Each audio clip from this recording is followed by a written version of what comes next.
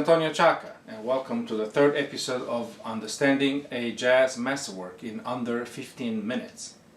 Today we're going to be talking about the legendary Lennie Tristano, pianist, composer, band leader, and educator, born in Chicago in 1919 and died in New York City in 1978. Lennie Tristano with Bix Beiderbecke is one of the very few Caucasian jazz masters who really made an impact on jazz in the early part of the 20th century. Lennie was born in an Italian-American family whose origins are from the south of Italy in the city of Pomarico in the province of Matera in Basilicata, Italy. Lennie Tristano had a very poor eyesight, but from a very early age he showed a very phenomenal musical ability. This ability brought him to attend the American Conservatory of Music in Chicago, where he went through undergrad and master degree, almost completed the master degree. We don't know who he studied with in Chicago between 1938 and 1941, but we know that when he moves to New York City in 1946, he already has a very distinctive style. He plays block chords, a piano technique which has been introduced a few years before by the great Milton Buckner, who is only 4 years older than Lennie. His harmonic conception includes an abundant use of polytonality.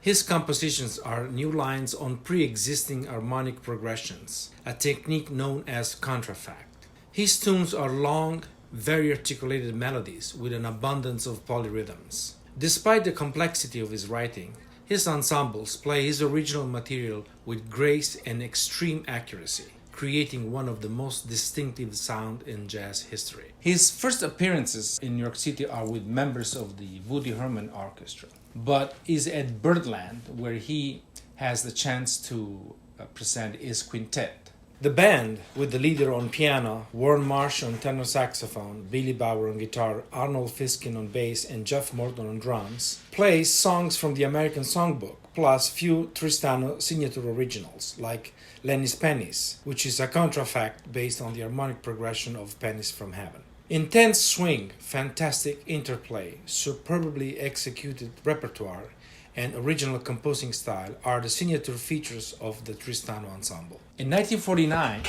Lennie records with his quintet 2 tracks will become the manifesto of free jazz. We're talking about Intuition and Digression. With his accolades, namely Lee Konitz, Warren Marsh, Billy Bauer, with a band consisting of 5 members, no drums, he records these 2 pieces with no chord progression, no given melody. The tempo is the only thing that keeps the players together. The first one, Intuition, is faster with more contrapuntal texture, and the second one, Digression, is slower and has more of atonal texture. In 1949, also, Lennie Tristano gets his very first recognition. As a matter of fact, with Charlie Parker and Dizzy Gillespie, he wins the Metronome All-Star poll, and he's considered one of the best piano players on the scene in New York in the late 40s. The 50s are the years where Lennie starts to explore the technique of overdubbing. Basically, he realizes that he is not going to be a commercial artist. So he sets up his own recording studio and his own recording label, and he produces his own music.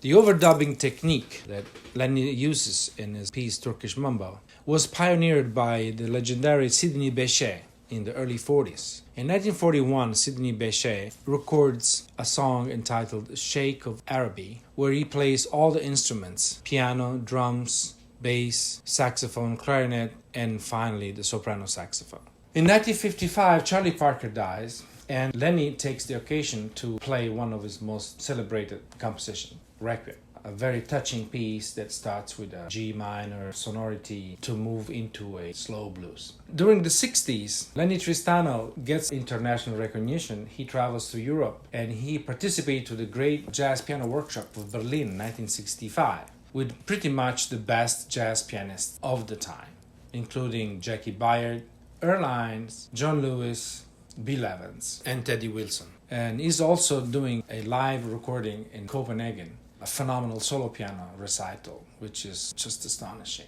In the 70s, Lennie comes out as this towering figure in jazz pedagogy. He established himself as probably the best jazz pedagogue that we had up to that time, before the rise of the great Barry Harris. His system of teaching jazz starts by learning solos from Louis Armstrong, Roy Eldridge, Billie Holiday, Charlie Parker, and Lester Young.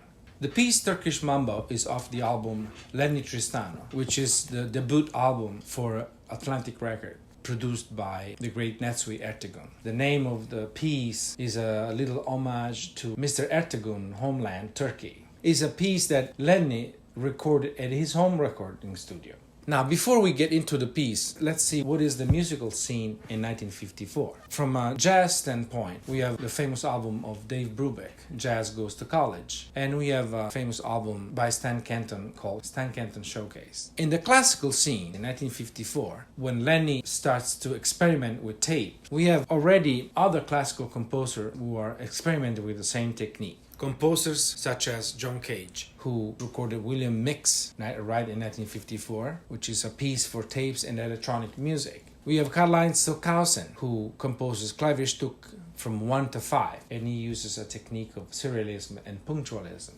We have the great Edgar Varèse, who composes Deserts, which is a composition where the great French composer juxtaposes electronic music and acoustic orchestral music. We have the great Vincent Persichetti, who writes his Symphony No. 4, which is full of pendiatonism and polytonality. In Italy, the great Luciano Berio composes Nones for orchestra, using the technique of punctualism. And we have Pierre Boulez, which writes Les Marteaux sans Maître, where he uses serialism. And we have our own Aaron Copland, who composes the opera A Tender Land. As we know, Aaron Copland comes from Stravinsky, but he uses a lot of vernacular American elements such as jazz and folk music. The piece is a study in rhythm.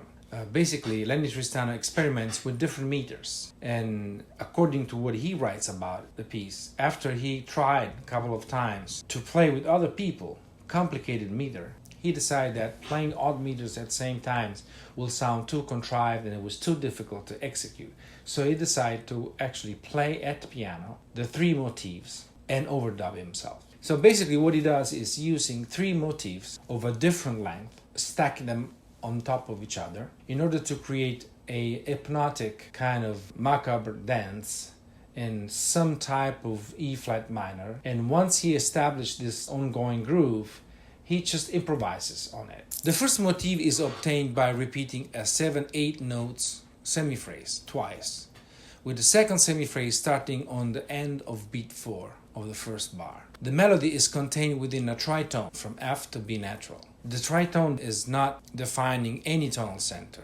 The 8 notes are accented in a asymmetric length: 4, 3, 5, and 2. This repetition crosses 2 bars and ends on beat 3 of the second bar. The following phrase starts on beat 4 of the second bar, and so on. The cycle is completed after 7 bars. The second motif is a 12/8 beat and has an interstructure of 4 dotted quarter notes. The motif is built with 3 adjacent pitches: B, C, B, and A sharp, each one with a value of a dotted quarter note. The motif repeats in the middle of the second bar, creating a 3-bar loop. This pendulum effect adds another layer to the overall hypnotic groove. The third motif, like the first, consists of 2 semiphrases repeated within a 5/4 beat phrase. Unlike the first 2 motifs, the third doesn't start at the beginning of the bar, but in the middle of the bar. The phrase repeats 5 times before returning at the starting point.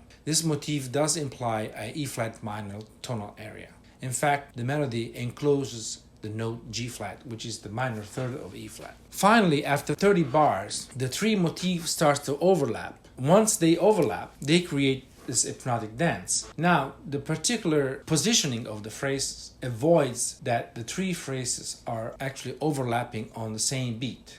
So the 3 of them, they never overlap. They only overlap 2 at a time, but never all together. That gives a sense of movement within the static groove. This creates a sense of never-ending change within the monotony of the hypnotic groove. 10 bars into this hypnotic dance, Tristano starts his improvisation in E flat minor. He uses pentatonic sonority, octaves, gesture, triplets, bebop vocabulary. The 3 motifs don't clearly define the tonal area of E flat minor. This adds tonal ambiguity on the top of the rhythmic ambiguity of the groove. The fact that the piece ends fading out demonstrates the improvisatory nature of the composition. This concludes our episode on Turkish Mambo, the masterwork from Maestro Lennie Tristano, one of the most influential figures of the 20th century's music. Please make sure that you subscribe to our channel and leave your comments and suggestions for future episodes.